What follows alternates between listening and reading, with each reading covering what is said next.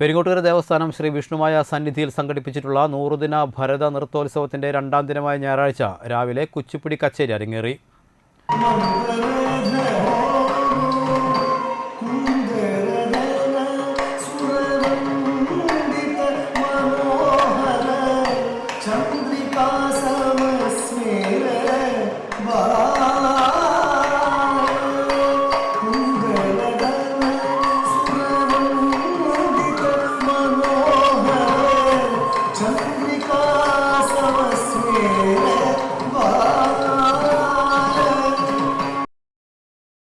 ദക്ഷിണമൂർത്തി മണ്ഡപത്തിൽ വിദ്യ S Pathanamthitta, Rashmi R Chowalloor എന്നിവർ അവതരിപ്പിച്ച കുച്ചിപ്പുടി മനോഹരമായി.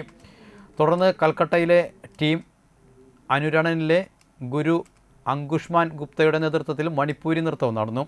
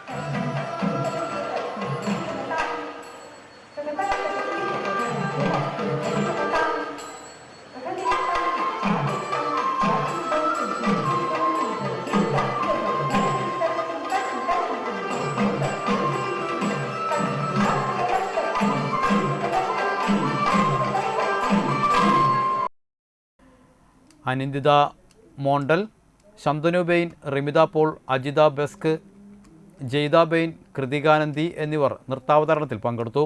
തുടർന്ന് കിള്ളിക്കുറിശിമംഗലം നൃത്യമഞ്ജരിയിലെ സാരംഗി പ്രജിത്ത് പാത്രചരിതം ഓട്ടൻതുള്ളൽ അവതരിപ്പിച്ചു.